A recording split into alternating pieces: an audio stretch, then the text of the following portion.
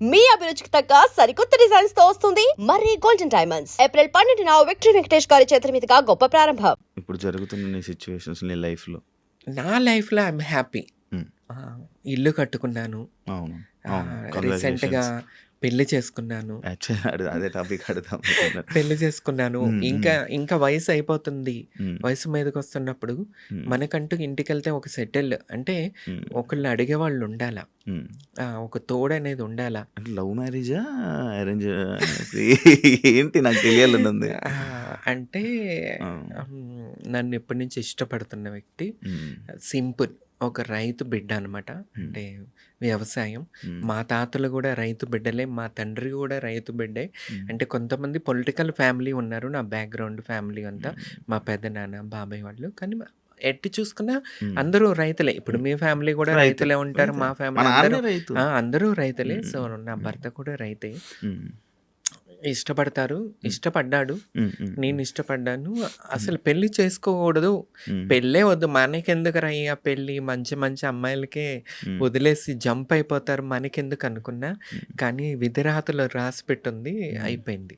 నార్మల్గా మీ ఇద్దరు love marriage లెక్క అయితే? లవ్ మ్యారేజ్ లెక్క. ఓకే, ఏమంటుంటాడు ఆయన అంటే? ఇప్పుడు లైక్ నాకు ఒక డౌట్. అంటే ఈ మధ్య కాలంలో కానీ ఫస్ట్ నుంచి కానీ మనం చూసుకుంటున్నట్లయితే ట్రాన్స్ ఉమెన్స్కి అబ్బాయిలు పరిచయం అవుతారు, పెళ్ళిళ్ళు చేసుకుంటున్నా అంటున్నారు. చాలా ఉన్నాయి మంచిగా సోషల్ మీడియాలో రన్ అవుతున్న ఇష్యూస్ ఇవి రీసెంట్గా. లైక్ ఉన్నన్ని రోజులు ఉండి వాళ్ళు డబ్బులు అయితేనేమి కానీ వాళ్ళనైతేనే కానీ వాడుకొని దాని తర్వాత వాళ్ళని కొట్టడం, చంపేయడం, లేకపోతే ఇలాంటివన్నీ జరుగుతున్నాయి కదా. మరి అది భయం ఏం లేదా నీకు? సెలెక్టెడ్ అంటే మన సెలెక్ట్ చేసుకునే దానిలో ఉంటుంది. మన సర్కిల్ ఎట్లా ఉంది, మనం ఉండే ప్రదేశము, మనం పరిచయం అయ్యే వ్యక్తులు ఎలాంటి వాళ్ళు, వాళ్ళ బ్యాక్గ్రౌండ్ ఏంటి, అది చూసుకుంటే ఇటువంటి ప్రాబ్లమ్స్ ఏముండవు. వీళ్ళు ఎక్కడో ఆటో డ్రైవర్స్ అంటే ఆ టైప్ మైండ్ సెట్, వాళ్ళకి వీళ్ళు డబ్బు పెట్టి పోషించటం ఇలాంటివి చేయటం వల్ల జరుగుతుంటుంది. సో ఇప్పుడు నేను సెలెక్ట్ చేసుకున్న వ్యక్తి, నేను ముందే చెప్పేశా నాకు పిల్లలు పుట్టరు. సో నేను ఉంటా నీతో. ఇప్పుడు ఎంతమంది పిల్లలు పుట్టినప్పుడు ఒక ఆమెని పెళ్లి చేసుకుని ఆమెకి పిల్లలు పుట్టకపోతే మన ఊరు సైడు పల్లెటూరులో మళ్ళీ ఇంకో అమ్మాయిని ఇచ్చి పెళ్లి చేస్తారు. ఆ అమ్మాయి ఉంటుంది, ఈ అమ్మాయి ఇద్దరు ఉంటారు కలిసి, ఇద్దరు భార్యలు.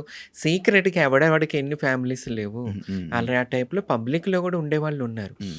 క్లారిటీ నేను నా భర్తకి ఇచ్చేస్తుంది ఏంటంటే నాకు పిల్లలు పుట్టరు. సో ఇదొకటి మెయిన్ పాయింట్. రేపు మీ అమ్మ వాళ్ళకి వారసులు కావాలి, మీ తండ్రికి నీకు పిల్లలు కావాలి.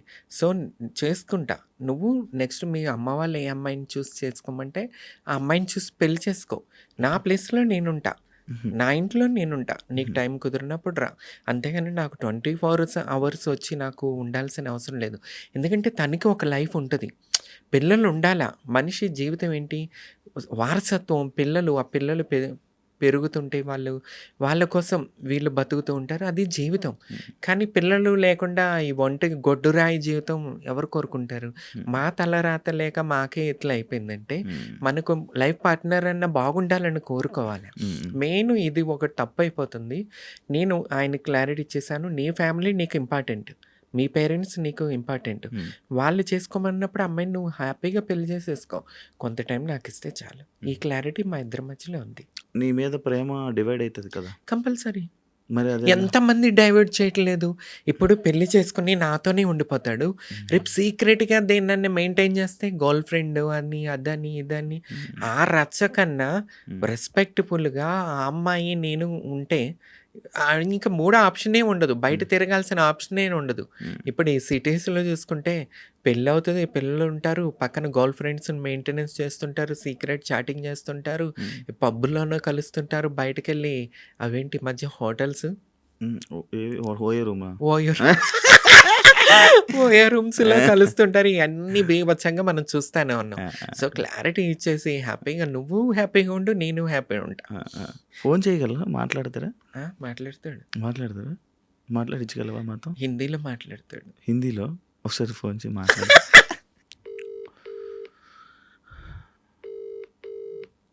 हेलो, इंटरव्यू में है, लाउड स्पीकर चालू है, ये रिकॉर्डिंग होती है. आपसे बात करना चाहता है एंकर शिवा। हाँ, okay hello hi bro hi నమస్తే నమస్తే తెలుగు వచ్చా మీకు అర్థమవుతుందా no no no no no Hindi Hindi Marathi Kannada अच्छा अच्छा Hindi Marathi Kannada okay okay bro आपको क्या पसंद है तमन्ना में उनमें हाँ?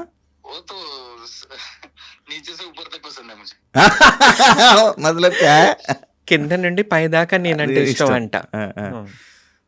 ఇంకా కొన్ని విషయాలు లైక్ నీ గురించి కొన్ని ఒక 4 మాటలు చెప్పాలంటే ఏం చెప్తారు मेरा बारे में 4 बात में बोलना है बोले तो 4 बात बोलना बोले तो क्या बोलेंगे आप?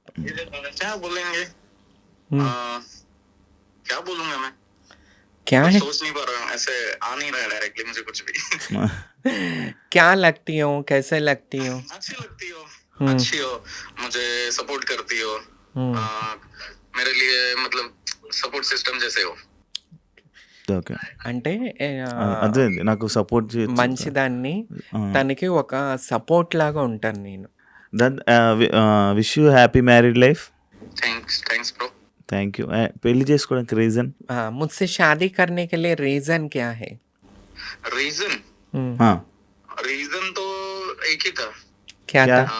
मतलब जब हम मिले थे दोनों तब लोग क्या सोचेंगे लोग क्या बोलेंगे ऐसे हम रिलेशन में रहेंगे तो सिटी नहीं है जो हम लिविंग में रहेंगे इसलिए डायरेक्टली शादी कर ली मतलब किसी का कुछ सुनना नहीं है किसी को कुछ बोलना भी नहीं है हमें okay. Okay done done thank you so much అంటే ఆయన ఏం చెప్పాడంటే ఇప్పుడు ఊరు కదా హైదరాబాద్ కాదు. లివ్ ఇన్ రిలేషన్లో ఉంటారు, పెళ్లి కాకపోయినా ఎవడు పట్టించుకోడు అపార్ట్మెంట్స్ అట్లా. అది ఊరు అన్నప్పుడు ఎట్లా ఉంటదంటే నలుగురు 4 మాటలు 4 మాటలు. ఇప్పుడు నా ఇంటికి ఆయన వచ్చి వెళ్తున్నప్పుడు ఏంటిది తన్ని గుర్తు ఆ ఊరు అతని నేను అక్కడ ఉంటా తప్పుగా మాట్లాడుకుంటారు రిలేషన్ గురించి అని చెప్పి ఆయన నాకు గౌరవం కల్పించాలి ఊరిలో, అందరూ నాకు గౌరవం ఇవ్వాలని చెప్పి ఆయన పెళ్లి చేసుకోవటం. అంటే నాకు గౌరవం కల్పించాలి, తప్పుగా మాట్లాడుకోకూడదని ఒక్క రీజన్ వల్ల నన్ను పెళ్లి చేసుకున్నానని ఆయన చెప్పాడు అనమాట. అదే అదే నాకు అర్థం జనాల కోసం సో ఎక్స్ప్లెయిన్ స్వీట్ చేశాను. కదా. అవునవును సార్ నా గౌరవం గురించి ఆలోచిస్తాడు. మీ ఇద్దరికి పొసెసివ్లు గొడవలు ఉంటాయా? నేను రాక్షసుని కదా కంపల్సరీ. నేనే ఆయన పాపం కూల్గా ఓకే ఓకే ఓకే కూల్ అనుకుంటూ ఉంటాడు. ఎలా ఉంది లైఫ్ పెళ్లి తర్వాత? చాలా బాగుంది శివ. చేంజ్ కూడా అయిపోవచ్చు. పెళ్లి చేసేసుకో శివ.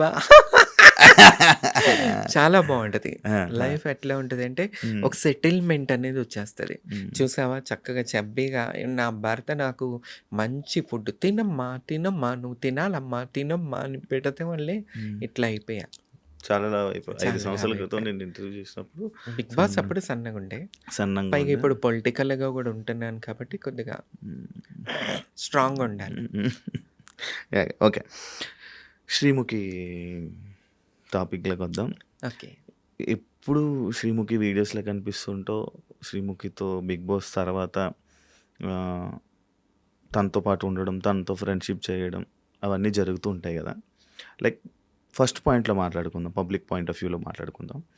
అంటే సీజన్లోకి వెళ్ళావు 2 వారాలు, బయటకు వచ్చేసి 2 వారాల్లో బయటకు వచ్చేయడం జరిగింది. 2 వీక్స్లోని వాళ్ళిద్దరికి ఏంటి అంత కనెక్షన్? ఎందుకు ఇంత క్లోజ్కి అయిపోవడానికి రీజన్స్ ఏంటని అప్పుడు క్వశ్చన్ రాలా. ఈ మధ్య కాలంలో వస్తున్నాయి క్వశ్చన్స్. ఓకే. ఏం చెప్తావు?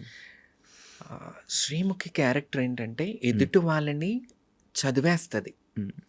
వీళ్ళు ఏం ఆలోచిస్తున్నారు, వీళ్ళు ఏం మాట్లాడుతున్నారు, లోపల ఏం పెట్టుకుని మాట్లాడుతున్నారు కూడా చక్కగా కనిపెట్టేస్తుంది అనమాట.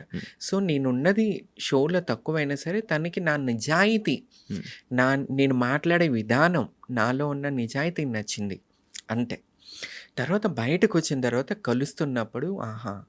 తిను ఎవరికీ భయపడదు. ఉన్నది ఉన్నట్టుగా మాట్లాడుతది. నమ్మిన వాళ్ళకి ప్రాణం ఇచ్చేస్తది. ఈ 3 విషయాలు తెలుసుకుంది.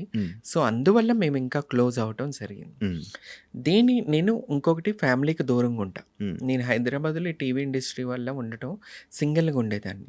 అప్పుడు శ్రీముఖికి పరిచయం అవ్వటం వల్ల తనకున్న బయట సర్కిల్‌లో నన్ను ఒకరిలాగా కలుపుకొని నన్ను పిలవటం ఇంటికి.